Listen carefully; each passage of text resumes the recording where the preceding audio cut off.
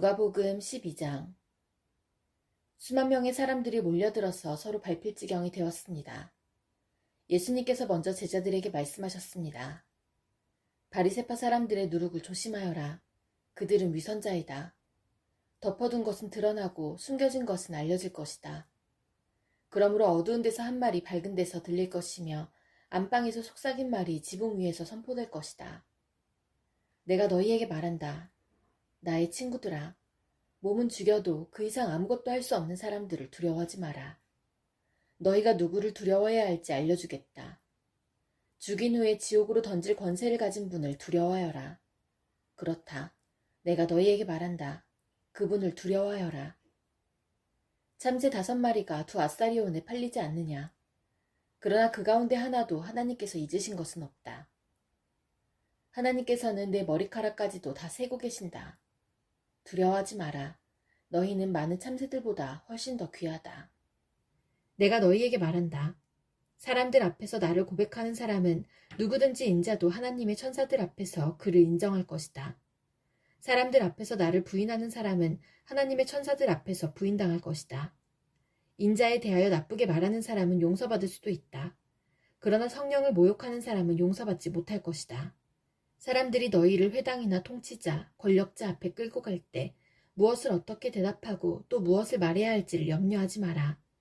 그때 성령께서 너희에게 무엇을 말해야 할지를 가르쳐 주실 것이다. 무리 중에 있던 한 사람이 예수님께 말했습니다.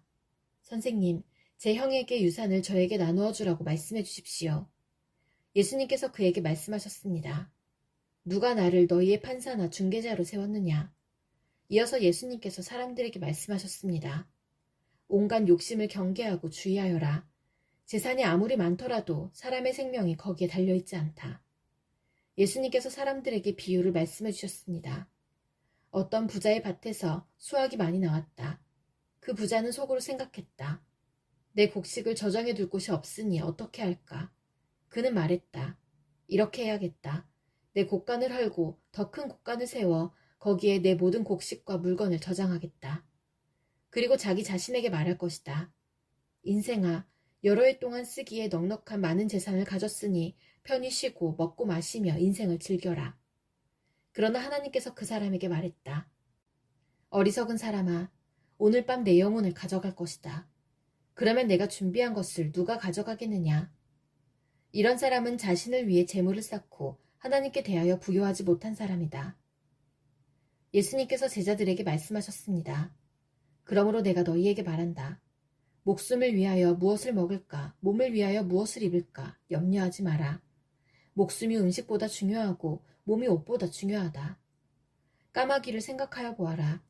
까마귀는 씨를 뿌리지도 않고 거두어들이지도 않는다. 그들에게는 곡간이나 창고도 없다. 그러나 하나님께서 먹이신다. 그런데 너희는 새들보다 훨씬 더 귀하지 않느냐? 또 너희 중에 누가 염려하여 그 생명을 조금이라도 늘릴 수 있느냐? 너희가 아주 작은 것도 못하면서 왜 다른 것들을 염려하느냐? 백합꽃이 어떻게 자라는가 생각하여 보아라. 백합은 수고도 하지 않고 길쌈도 하지 않는다. 그러나 내가 너희에게 말한다. 솔로몬이 온갖 영화를 누렸어도 이 꽃만큼 아름다운 옷을 입어보지 못하였다. 하나님께서 오늘 들판에 있다가 내일 아궁이에 던져질 풀도 이렇게 입혀주시는데 하물며 너희야 더 잘 입혀주시지 않겠느냐? 믿음이 적은 사람들아. 그러므로 먹을 것과 마실 것을 구하지 말고 염려하지 마라. 이런 것들은 모두 세상 사람들이 구하는 것이다. 너희 아버지께서 너희에게 이런 것들이 필요하다는 것을 알고 계신다. 너희는 하나님 나라를 구하여라. 그러면 이 모든 것을 너희에게 더하여 주실 것이다.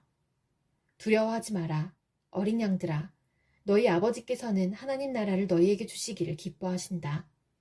너희 소유를 팔아 자선을 베풀어라. 그리고 너희를 위하여 낡지 않는 지갑을 만들고 하늘에 없어지지 않을 재물을 쌓아라. 거기는 도둑이 접근할 수 없고 좀도 먹는 일이 없다. 너희의 재물이 있는 곳에 너희의 마음도 있다. 허리에 띠를 매고 등불을 밝혀라. 주인이 결혼잔치에서 돌아와서 문을 두드릴 때 곧 열어주려고 기다리는 사람과 같이 되어라. 주인이 와서 볼 때 깨어있는 종은 복이 있다. 내가 진정으로 너희에게 말한다.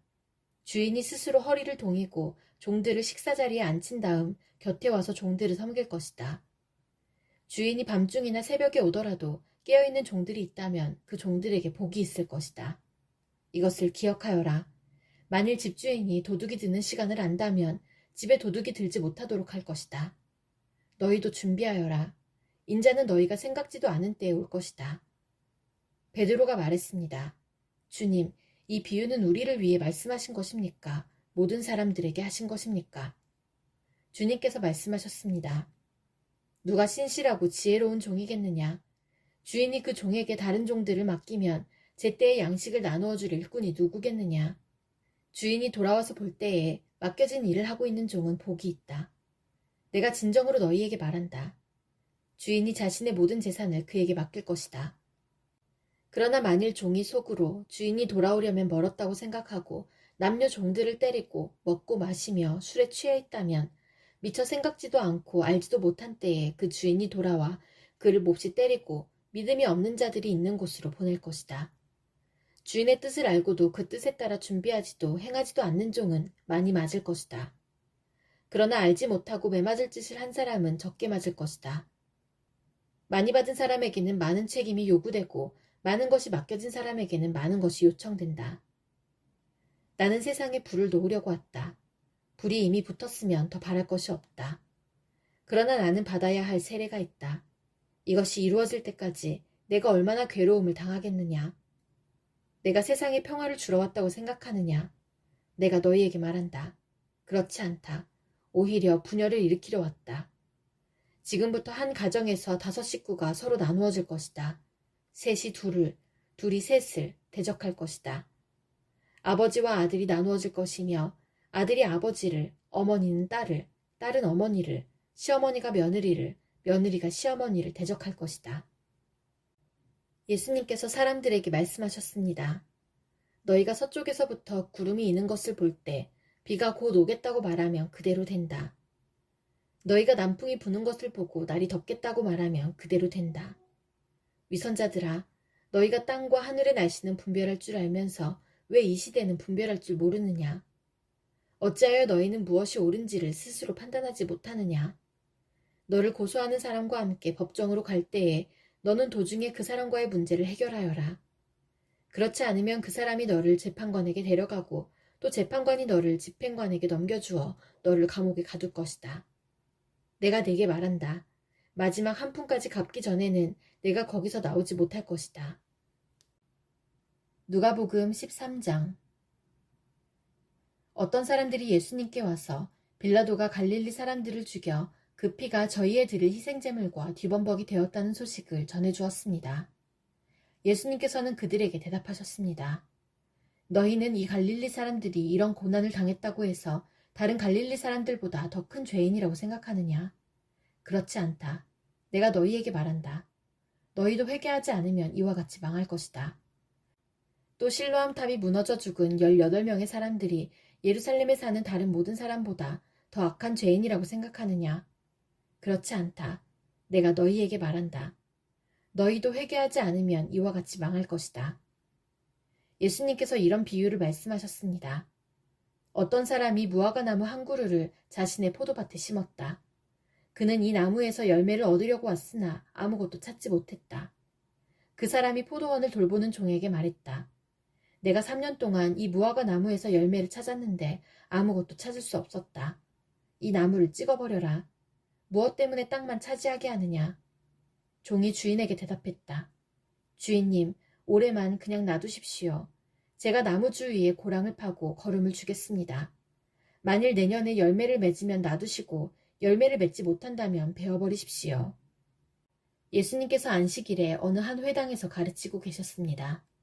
거기에 18년 동안 병마에 시달린 여자가 있었습니다. 그는 허리가 굽어서 몸을 조금도 펼 수 없었습니다. 예수님께서 그 여자를 보시고 가까이 불러 말씀하셨습니다. 여자여, 내가 병에서 해방되었다. 예수님께서 그에게 손을 얹으시자 그 즉시 여인이 똑바로 일어서서 하나님을 찬양하였습니다. 예수님께서 안식일에 병을 고치셨기 때문에 회당장이 화가 나서 사람들에게 말했습니다. 일하는 날이 6일이 있습니다. 이런 날에 와서 병을 치료받으시오. 안식일에는 안 됩니다. 주님께서 대답하셨습니다. 위선자들아, 너희는 안식일에 소나 나귀를 외양간에서 풀어내어 끌고 가서 물을 마시게 하지 않느냐. 그런데 이 여자는 아브라함의 딸로서 18년 동안 사탄에 매여 있었다. 안식일에 이 사람의 매임을 풀어주어야 하지 않겠느냐. 예수님께서 이 말씀을 하시자 예수님을 반대하던 사람들이 모두 부끄러워했고 모든 사람들은 예수님께서 행하신 영광스러운 일을 보고 기뻐했습니다. 예수님께서 말씀하셨습니다. 하나님 나라는 무엇과 같으며 무엇에 비교할 수 있을까? 하나님 나라는 어떤 사람이 자신의 밭에 가지고 가서 뿌린 겨자씨와 같다. 그 씨가 자라고 나무가 되어서 공중의 새들이 그 가지에 둥지를 틀었다. 예수님께서 또 말씀하셨습니다. 하나님 나라를 무엇에 비교할 수 있을까? 하나님 나라는 마치 누룩과 같다. 어떤 여자가 이것을 가져다가 밀가루 3말에 섞으니 전체가 부풀게 되었다. 예수님께서 예루살렘으로 향하여 가시던 중 각 도시와 마을을 두루 지나셨습니다. 어떤 사람이 예수님께 물었습니다. 주님, 구원받을 사람은 적습니까? 그러자 예수님께서 말씀하셨습니다. 좁은 문으로 들어가려고 힘써라. 내가 너희에게 말한다. 많은 사람들이 그곳으로 들어가려고 하지만 들어갈 수 없을 것이다. 일단 집주인이 일어나서 문을 닫아버리면 너희가 밖에 서서 문을 두드리며 주인님 문을 열어주십시오 하고 말할 것이다. 그러면 그가 대답할 것이다. 나는 너희가 도대체 어디서 온 사람들인지 모른다. 그때 너희가 이렇게 말할 것이다. 저희는 주님 앞에서 먹고 마셨으며 주님께서는 저희를 길거리에서 가르치셨습니다. 그러나 주인이 말할 것이다. 내가 너희에게 말한다. 나는 너희가 어디에서 왔는지 모른다. 악을 행하는 자여 썩 물러가거라. 아브라함과 이삭과 야곱과 그리고 모든 예언자들이 하나님 나라에 있는데 너희만 밖으로 쫓겨난 것을 볼 때에 너희가 슬피 울며 이를 갈 것이다. 사람들이 동서남북 사방으로부터 와서 하나님 나라의 잔치자리에 앉을 것이다. 보아라, 꼴찌가 첫째가 되고 첫째가 꼴찌가 될 사람도 있다. 그때에 어떤 바리새파 사람들이 예수님께 와서 말했습니다. 이곳을 떠나십시오.